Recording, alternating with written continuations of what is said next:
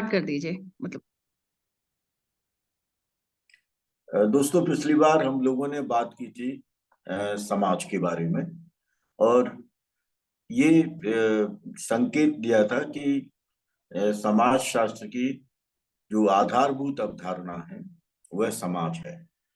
एक चर्चा ये भी बात आई थी कि समाज और जीव विज्ञान के मध्य का संबंध जानना जरूरी है। आज के संदर्भ में ये और भी महत्वपूर्ण हो जाता है, क्योंकि विज्ञान को अगर हम आधार मान लेते हैं, विशेष रूप से जीव विज्ञान को हम आधार मानते हैं और चार्ल्स डार्विन की चर्चा करते हैं, तो एक बहुत महत्वपूर्ण सवाल उठता है कि जो समाज क्या प्योर सोसाइटी हो सकती है, एक शुद्ध समाज हो सकता है, क्योंकि उसमें सर्वाइवल ऑफ द फिटेस्ट और नेचुरल सिलेक्शन प्रोसेस की बात की गई है। तो क्या इस तरह की स्थितियां उत्पन्न हो जाएं कि एक विशुद्ध समाज हमारे सामने आ जाए, एक प्योर सोसाइटी हमारे सामने आ जाए, जिसमें वंशानुगतता, जिसमें प्रजाति, जिसमें धर्म, जिसमें जाति इत्यादि की अवधारणाओं को स्थिर कर दिया जाए। ये एक बहुत महत्वपूर्ण सवाल है, जिसको कि एंड्रे पिचार्ट ने अपनी पुस्तक the pure society from Darwin to Hitler के अंदर बताया था। और उनका मानना ये था कि अगर हम इसको मान लें, चार्ल्स डार्विन और सोरोकिन के सिद्धांत को और अन्य धार्मिक साहित्य के अंदर जो सिद्धांत दिए गए हैं, अगर उनको मान लें, जो कि प्योर सोसाइटी की तरफ संकेत देते हैं, तो फ्रीडम का निषेध हो जाएगा। तब फिर स्वतंत्रता का निषेध हो जाएगा और उसमें ऑपरेशन को, यानी दमन को और शोषण को लेजिटिमेसी मिल जाएगी। ये बहुत महत्वपूर्ण सवाल है, जिसको कि हमें जानने की जरूरत है। और इसलिए सोरोकिन के और चार्ल्स डार्विन के सिद्धांतों की डायनामिक्स को अगर हम ले आए, तो डायनामिक्स के साथ हमारे सामने ये सवाल आएगा कि एक सोसाइटी ऐसी आ जाए जो मिश्रित हो, एक जिसको हम फ्रेगमेंटेड सोसाइटी भी कह सकते हैं, जिसमें ट्रेडिशन का और मॉडर्निटी का एक कॉम्बिनेशन हो जाए, जिसमें विभिन्न रेसेस का एक कॉम्बिनेशन हो जाए, जिसके अंदर विभिन्न धर्मों का, विभिन्न प्रजातियों का, वंशानुगतताओं के बीच का ये संदर्भ निकल करके आए, तो क्या एक प्योर सोसाइटी और फ्रेगमेंटेड सोसाइटी, इन सब के विवेचन को, विश्लेषण को समझने की हमें जरूरत होनी चाहिए। मैं एक चीज और आपके सामने रख दूं। मैं जो उपलब्ध साहित्य है विभिन्न पुस्तकों के अंदर, मैं उस साहित्य की तरफ आपका ध्यान कम खींचूंगा। मैं उन पक्षों की तरफ आपका ध्यान ज्यादा खींचने की कोशिश करूंगा जो कि वर्तमान संदर्भों में बहुत महत्वपूर्ण होते चले जा रहे हैं और नई सिद्धांत की और नए विचारों के आधार पर हमारे सामने चीजें उभर करके आ रही हैं। अगर हम इस चीज को मान लें, तो हमको ये भी जानने की जरूरत है, और जो समाज शास्त्र के विद्यार्थियों का एक बहुत महत्वपूर्ण कार्य होना चाहिए, कि समाज की उत्पत्ति का इतिहास और उसके विकास, जिसका संकेत हमने पिछली बार भी किया था, तो हमें एनलाइटनमेंट को और लिबरल ह्यूमनिज्म को, इन दोनों को आधार बना करके एक लिबरल किस्म के, उदार किस्म का मानवतावाद और एनलाइटनमेंट, नवजागरण, इन दोनों पक्षों को ध्यान में रखते हुए हमें समाज की उत्पत्ति और उसके विकास की चर्चा करनी पड़ेगी। एक और पक्ष हमारे सामने उभर करके आया है। पेक्का सल्कमन एक समाज वैज्ञानिक हैं। उन्होंने हमारे सामने एक नया कंसेप्ट दिया, जिसको वो द सैचुरेटेड सोसाइटी कहते हैं। एक जिसको सैचुरेशन, जिसको कहे कि भाई ये भर गया, पूरा संपूर्ण हो गया, मतलब सैचुरेशन का मतलब एक परिपक्वता का वह स्तर जिसके आगे अब जा नहीं सकते, भाई ये सैचुरेशन का पॉइंट है। ये सब मतलब एक, हम तो निर्णायक मोड़ पर हम पहुंच गए हैं, जिसके आगे बढ़ने की संभावनाएं हमारे लिए या तो कम हो जाती हैं, या हम ये कहें कि आगे बढ़ने की संभावना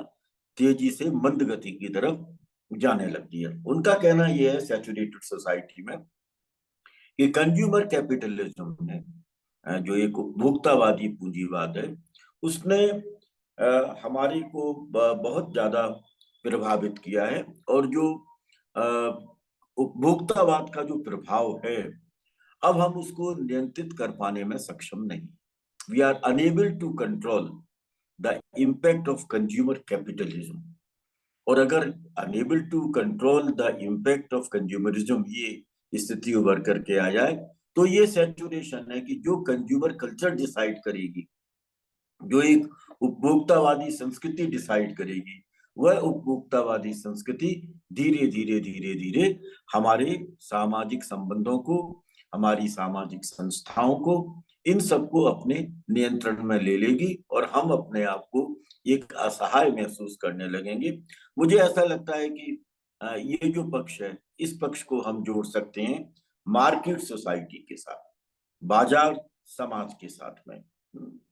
तो ये एक सैचुरेशन का पॉइंट एक संभव लगता है, जो आज के पूंजीवाद के दौर में हमारे सामने उभर करके आ रहा है। और इसलिए जब आज आप समाज की बात करें, जब आप आज समाज का विश्लेषण करें, तो हमें चॉइसेस हमारी क्या हैं, उन चॉइसेस को ग्रहण करने में और उनसे संबंधित साधनों को जुटाने में हमें किस कॉस्ट को बियर करना पड़ेगा, हमारे इस चॉइस और कॉस्ट को लेकर के किस तरह की एक प्रतियोगिता उभर करके आएगी, और उस प्रतियोगिता के कारण उस उन चॉइसेस को पूरा करने के लिए जिन साधनों की हमको जरूरत पड़ेगी, जिन डिमांड्स को पूरा करने के लिए साधनों की जरूरत पड़ेगी, क्या वो पूरी तरह से कमोडिफिकेशन का हिस्सा बन जाएंगे, वो एक वैश्विक बाजार का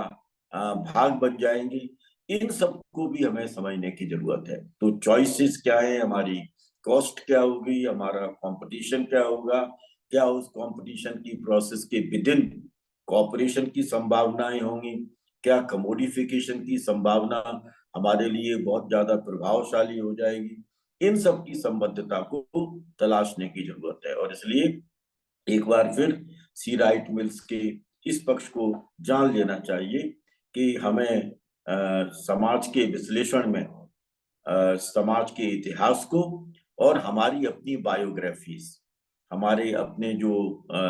जीवन व्रत है, उनके उनको जानने की जरूरत है। समाज का इतिहास क्या है, हमारे जीवन का वृत्तांत क्या है, और इन दोनों के मध्य का संबंध क्या है। अगर आप बायोग्राफीज को समाज के इतिहास के साथ जोड़ते चले जाएंगे, तो स्वाभाविक है कि आप जान लेंगे कि उस समय का समाज क्या था। हम यानी नागरिक या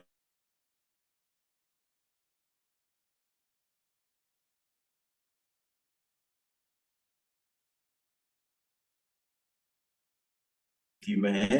या विभिन्न सामाजिक शक्तियों के सामने, संस्थागत शक्तियों के सामने हमें अपनी असहायता को व्यक्त करना पड़ेगा। ये एक पक्ष है जिसकी संकेत हमें सी राइट मिल्स ने दिए थे। मेरा अपना मानना है ये है कि इन सबको अगर हम केंद्र में रखें, चॉइस को, कॉस्ट को, कॉपरेशन को, कंपटीशन को, पॉसिबिलिटीज ऑफ कमोडिफिकेशन को, या एक्सचेंज के प्रिंसिपल्स को जो पुराने थे, बार्टर एक्सचेंजेस इत्यादि के जो प्रिंसिपल्स थे, उनको अगर हम अपने विश्लेषण का आधार बनाएं, तो हम जान सकते हैं कि हंटिंग और गैदरिंग की सोसाइटी कैसी रही होगी, पेस्टोरल और एग्रेरियन सोसाइटी कैसी रही होगी, नॉन इंडस्ट्रियल सोसाइटीज कैसी रही होगी, ट्रेडिशनल सोसाइटीज कैसी रही होंगी, इंडस्ट्रियल मॉडर्न सोसाइटी में क्या चीज उभर करके आई आई होगी। और ये जो पूरा का पूरा हमने इंटरफेस देखा चॉइस, कॉस्ट, कंपटीशन और कमोडिफिकेशन का, इसको केंद्र में रख करके हम first world society, second world society, third world society, post modern society, post industrial society, इन सब की चर्चा हम किस प्रकार से कर पाएंगे। एक अभी बड़ी अच्छी किताब आई है आपके सामने। हालांकि पुस्तक थोड़ी पुरानी है, पर भारतवर्ष के अंदर उसकी उपलब्धता अभी 2019 में हुई है। एडवर्ड शील्स की किताब है द कॉन्स्टिट्यूशन ऑफ सोसाइटी। उस किताब को अगर हम और आप पढ़ने की कोशिश करें तो एडवर्ड शील्स ये कहते हैं कि जो सोसाइटी का कॉन्स्टिट्यूशन है, यानी समाज की जो रचना है, स्ट्रक्चर नहीं, स्ट्रक्चर तो कंपोनेंट्स हो गए, ये कंपोनेंट्स मिलकर के कैसी चीजों को कॉन्स्टिट्यूट करते हैं, उसकी रचना कैसे करते हैं। तो उस समाज की रचना में किस तरह के पक्षों को तलाशा जाए। एडवर्ड शील्स ने कहा कि क्या कोई एक गुड सोसाइटी जैसा कंसेप्ट हो सकता है,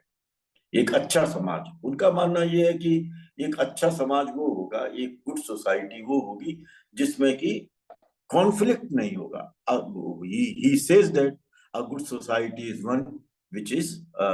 विदाउट कॉन्फ्लिक्ट, जो संघर्ष जिसके अंदर नहीं है। वो मुझे लगता है कि एडवर्ड शील्स का ये जो स्टेटमेंट है, ये कहीं गांधी के नॉन वायलेंस और पीस के साथ भी हम जोड़ सकते हैं, जिसमें कि गांधी को अगर हम केंद्र में ले आए तो एक पीसफुल सोसाइटी या पीस सोसाइटी और एक नॉन वायलेंट सोसाइटी किस तरह की होगी। लेकिन एक सवाल जो एडवर्ड शील्स वहां पर रेज करते हैं, और उनका कहना यह है कि अगर हम विभिन्न प्रकार के अपने सामाजिक संबंधों में और सामाजिक अंतःक्रियाओं में निहित प्रयासों को देखें, तो हमको लगता है कि हम में से प्रत्येक समूह अपने आप को सुपीरियोरिटी की तरफ ले जाने का इच्छुक रहता है, अपने को श्रेष्ठता की तरफ ले जाने का इच्छुक है। और श्रेष्ठता की तरफ ले जाने के लिए वो दो तरह के प्रयास करता है। एक तो वेल्थ को एक्यूमुलेट करने की कोशिश करता है ताकि वह सुपीरियर बन जाए, एक वो अथॉरिटी को कंट्रोल करने की कोशिश करता है ताकि वो सुपीरियर हो जाए। और अगर आप अथॉरिटी को कंट्रोल करना चाहते हैं, अगर आप वेल्थ को कंट्रोल करना चाहते हैं, इसको एक्यूमुलेट करना चाहते हैं, तो फिर उस समाज के अंदर कॉन्फ्लिक्ट भी होगा, उस समाज में रिवेलियन भी होगा और उस समाज में डिसओबीडियंस भी होगी। तो क्या एक गुड सोसाइटी के हम कॉन्फ्लिक्ट सोसाइटी, रिवेलियन सोसाइटी और डिसओबीडियंट सोसाइटी, इन सब की चर्चा कर सकते हैं। समाज के इन नए प्रकारों की हम तलाश कर सकते हैं। एक और पक्ष भी हमारे सामने है। हम चार मुख्य रूपांतरण की प्रक्रियाओं को देख सकते हैं 20वीं शताब्दी से लेकर के 21वीं शताब्दी तक, जिसमें कि इंडस्ट्रियलिज्म है, उद्योगवाद है, जो धीरे धीरे सर्विस इकोनॉमी की तरफ चला जाता है और जो इंडस्ट्रियल और पोस्ट इंडस्ट्रियल सोसाइटी के रूप में या मॉडर्न और पोस्ट मॉडर्न सोसाइटी के रूप में हमारे सामने आता है। पूंजीवाद के नए नए पक्ष हमारे सामने आते हैं, तो पूंजीवाद के उन नवीन पक्षों को ध्यान में रखें तो हम कैपिटलिस्टिक फ्रेम और post capitalistic frame, social capital, symbolic capital, political capital, finance capital, इन सब की चर्चा कर सकते हैं। अर्बनिज्म के नए नए डायमेंशन हमारे सामने आ रहे हैं, स्मार्ट सिटीज आ रहे हैं, टेक सिटीज आ रहे हैं। तो मॉडर्नाइजेशन का टेक्नोलॉजिकल डायमेंशन हमारे सामने किस तरह से उभर करके आ रहा है, और पॉलिटिकल स्फीयर के क्षेत्र में लिबरल डेमोक्रेसीज और इलिबरल डेमोक्रेसीज के बीच का एक विवाद हमारे सामने उभर करके आ रहा है। इन सबको जो हमारे सामने ये सबसे महत्वपूर्ण रूपांतरण है इकोनॉमी के क्षेत्र में, पॉलिटी के क्षेत्र में, कल्चर के क्षेत्र में और सोशल रिलेशंस के क्षेत्र में, इन सबको अगर हम ध्यान में रखेंगे तो हमको लगता है कि हमारा जो सामाजिक जीवन है वो एक पहेली सा बनता चला जा रहा है, और उस पहेली के कारण हमें समाज के नए वर्गीकरण की तलाश करनी पड़ेगी। जैसे स्टीफन बाउ ने मैट्रिक सोसाइटी की बात की कि भाई हमारे सभी सामाजिक पक्षों का क्वांटिफिकेशन होता चला जा रहा है। हाल में अभी 2-3 दिन पहले जो एक आर्टिकल आया है, उस आर्टिकल के अंदर लो क्राइम सोसाइटी और हाई क्राइम सोसाइटी की बात की जाने लगी है, एक सर्विलांस सोसाइटी की बात की जाने लगी है। डिफरेंशिएशन की ड्युअलिटी के कारण, विभेदीकरण के जो ड्वेल पक्ष है, उन ड्वेल पक्षों के कारण हम disc society, violent society, surveillance society इत्यादि की बात करने लगे हैं। ये जो पक्ष निकल करके आए हैं, इनसे हमें ऐसा लगता है कि हमको ये देखना चाहिए कि समाज क्या है। मैं अमर्त्य सेन की इस अवधारणा की चर्चा करूंगा कि समाज व्यक्तियों का एक ऐसा समूह है जिसके अंदर कई तरह के प्रेफरेंसेस पाए जाते हैं, जिसमें कई तरह की प्रायोरिटीज पाई जाती हैं, और इन प्रेफरेंसेस और प्रायोरिटीज को अचीव करने के लिए, इनको पूरा करने के लिए हम अनेक प्रकार के सामाजिक निर्णय लेते हैं जो समूह के अंदर होते हैं, समूह के अंदर की इकाइयों के द्वारा लिए जाते हैं, और वो सब लोग मिलकर के अपने दृष्टिकोण और इंटरेस्ट को ध्यान में रखकर सामाजिक संबंधों की स्थापना करते हैं, जो कि हमारे लिए कलेक्टिव चॉइसेस और सोशल वेलफेयरिज्म के साथ जुड़ जाती है। इन सब पक्षों को देखते हुए हम समाज के इस नए क्लासिफिकेशन की, इस नए प्रकार के वर्गीकरण की चर्चा कर सकते हैं। जैसा मैंने पहले भी कहा कि जो कल्चर ऑफ कंजम्पशन है, उपभोक्तावाद की जो संस्कृति है, उस उपभोक्तावाद की संस्कृति का हम लगातार उत्पादन कर रहे हैं, और असल में उपभोक्तावाद की इस संस्कृति का उत्पादन पूंजीवाद की सबसे महत्वपूर्ण विशेषता बन गया है। तो पूंजीवाद और उपभोक्तावाद और इसके विकल्प के रूप में आने वाली नई वैचारिकी, उस नई वैचारिकी को ध्यान में रख करके समाज के वर्गीकरण और समाज के विकास की चर्चा हमारे लिए करना बहुत जरूरी हो जाता है। कई बार मुझे लगता है कि यहाँ पर यूनिटी ऑफ प्रैक्टिस है, और कई बार हमको लगता है कि समाज के अंदर डाइवर्सिटी ऑफ प्रैक्टिस है, ताकि हमारे अपने जो सामाजिक संबंध हैं, उन सामाजिक संबंधों की अंतः निर्भरता के अंदर एक लगातार गतिशीलता बनी रहे। उस गतिशीलता में ऑर्डर भी हो सकता है, उस गतिशीलता में डिवियंस भी हो सकती है, और इन सब से मिलकर के हमारे जो अपने सामाजिक संबंध हैं, उन सामाजिक संबंधों के अंदर उभरने वाली द्वंद्वात्मकता समाज की अवधारणा को निर्मित करने का एक सबसे महत्वपूर्ण आधार बन जाती है। मैं आज केवल इन पक्षों की चर्चा आपके सामने करूंगा, और आगे की जो हमारी अपनी सीरीज होगी, नेचुरली वो सीरीज का अगला भाग आपके पास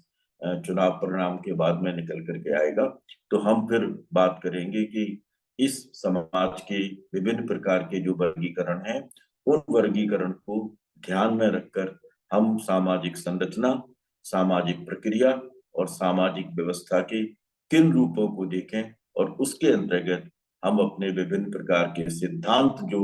उभर करके आ रहे हैं, उन सिद्धांतों का भी परीक्षण करते हुए चले जाएंगे। मैं आपके अपनी प्रतिक्रियाओं का इंतजार करूंगा, और आपके द्वारा पूछे गए अगर कोई प्रश्न है तो उन प्रश्नों का भी मैं उत्तर देने की अपनी पूरी कोशिश करूंगा। बहुत बहुत धन्यवाद कि आपने मेरे को सुना, और इस नए पक्ष को पुराने पक्ष के साथ अगर आप जोड़ करके देखेंगे तो समाज का एक ऐसा व्यापक ढांचा आपके सामने उभर करके आएगा, जिसमें हर विचारक कहीं ना कहीं सम्मिलित हो जाएगा। मैं विचारकों को अभी शामिल नहीं कर रहा हूँ, हालांकि इन सब की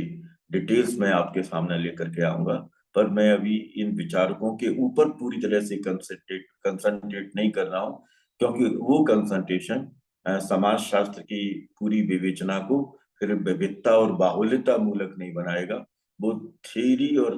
थियरिस्ट सेंट्रिक हो जाएगा, जिसको मैं अभी छोड़ रहा हूँ। पहले एक व्यापक परिदृश्य आपके सामने आ जाए, फिर हम उसके बाद में विभिन्न विचारकों की और सिद्धांतों की अपनी व्यापक रूप से चर्चा करेंगे, ताकि सोशियोलॉजी की वो समझ जो एक सामान्य परिधि से धीरे धीरे जटिल परिधि की तरफ जाएगी, वो आपके अपने अनुभव का और आपकी अपनी समझ का हिस्सा बन सके। बहुत बहुत धन्यवाद।